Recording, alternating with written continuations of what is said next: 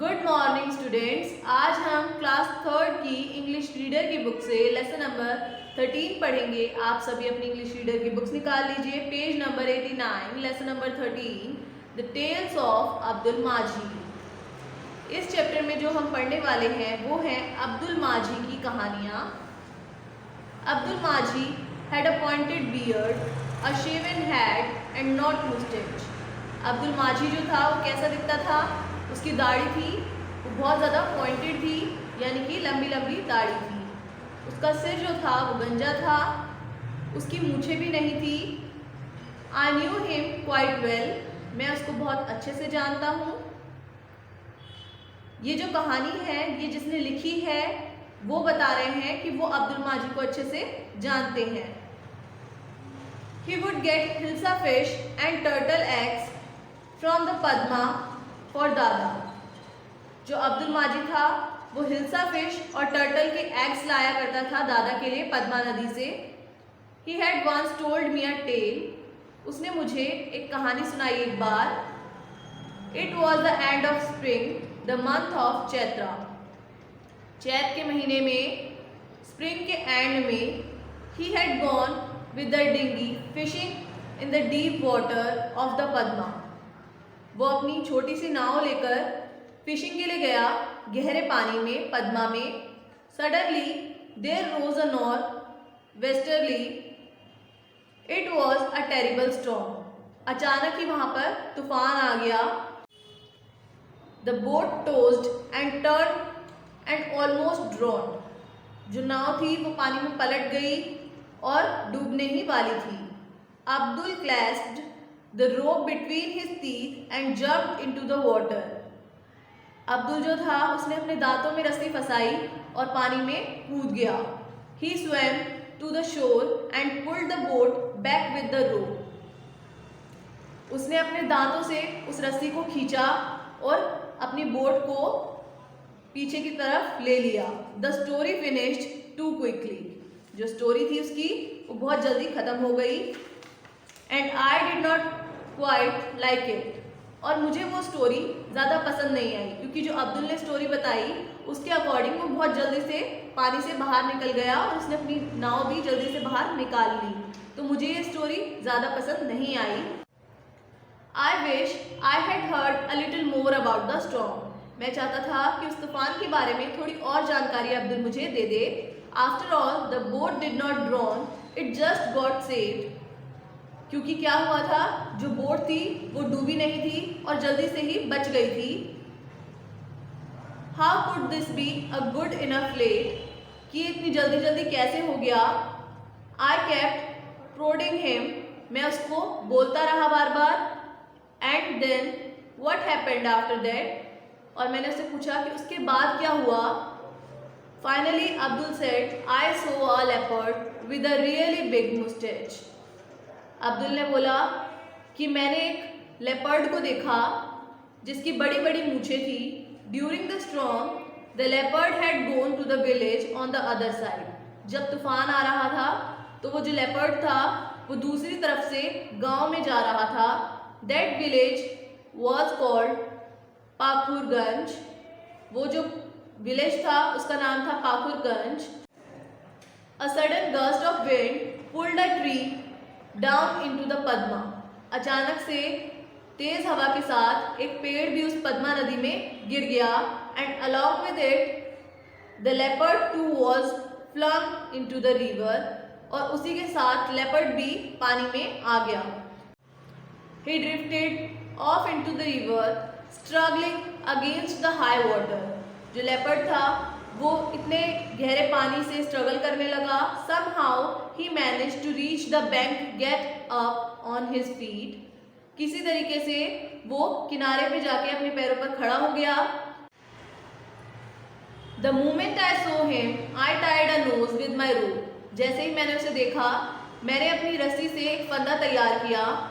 The mighty beast rolled his eyes and stood in front। जो वो ताकतवर जानवर था वो मेरे सामने खड़ा था और अपनी आंखों को घुमा रहा था।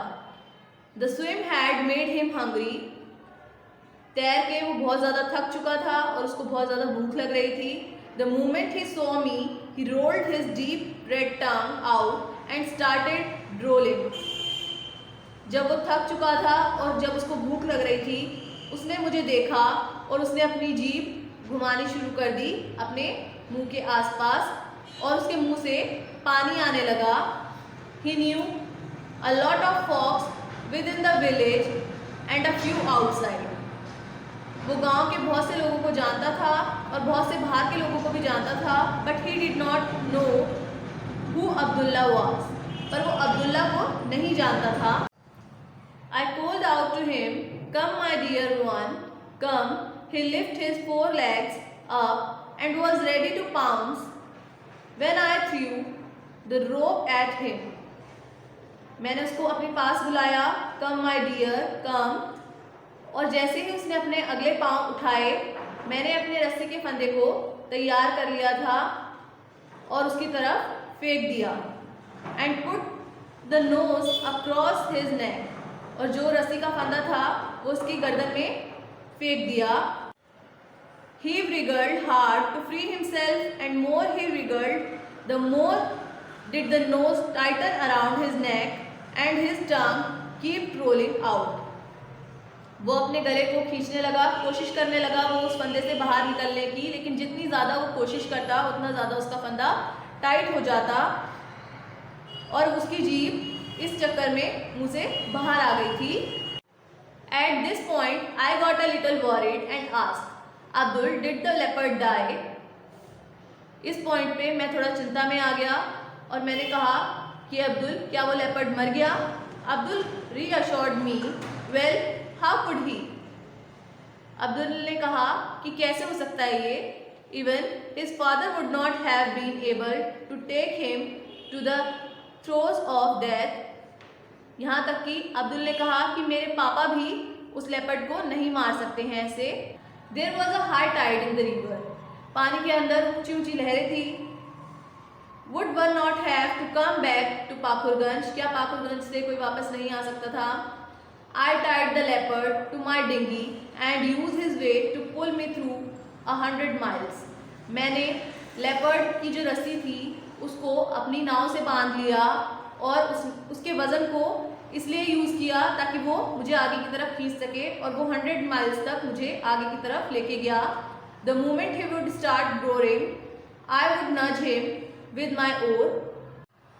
जैसे ही वो दहाड़ता मैं उसको अपनी ओर से मारता.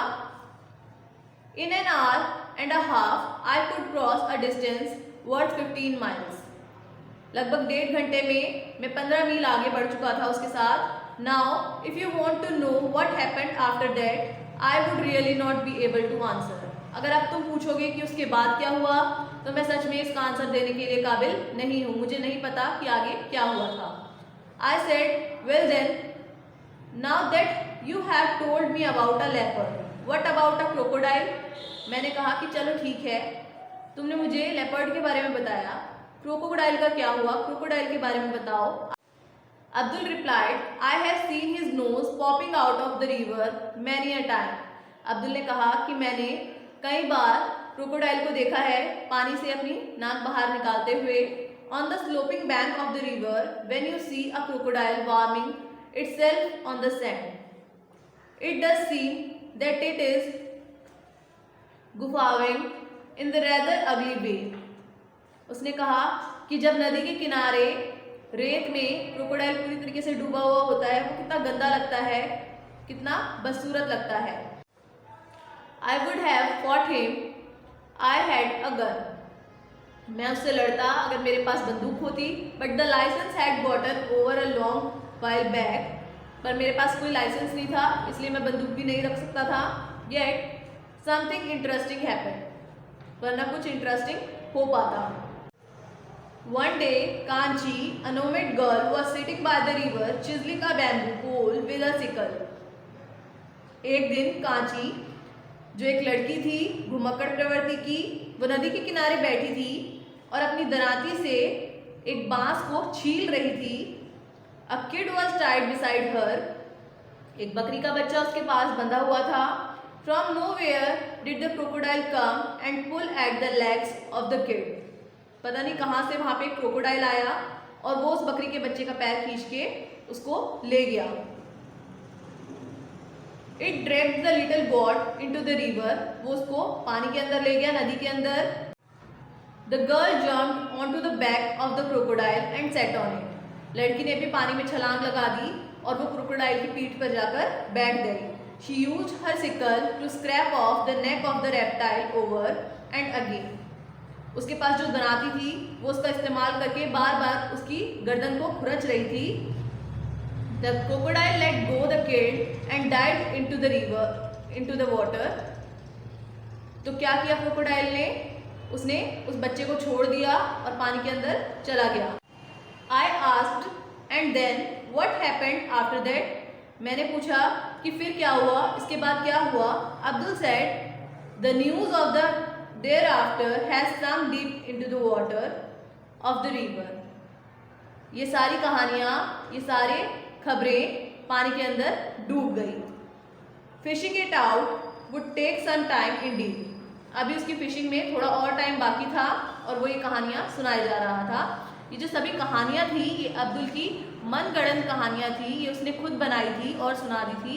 वो बहुत बड़ा कहानीबाज था, वो ऐसे ही झूठी झूठी कहानियाँ बना के सुनाता रहता था, इसीलिए ये मीनिंगलेस थी और यूजलेस कहानियाँ थी। ये कहानी है अब्दुल माजी की। अब्दुल माजी ने ये सभी कहानियाँ बना के राइटर को सुना दी थी। इस चैप्टर में बस इतना ही था। आई होप आपको ये चैप्टर समझ में आ गया होगा। कोई भी डिफिकल्टी हो तो आप इस वीडियो को दोबारा से देखिएगा। Thank you.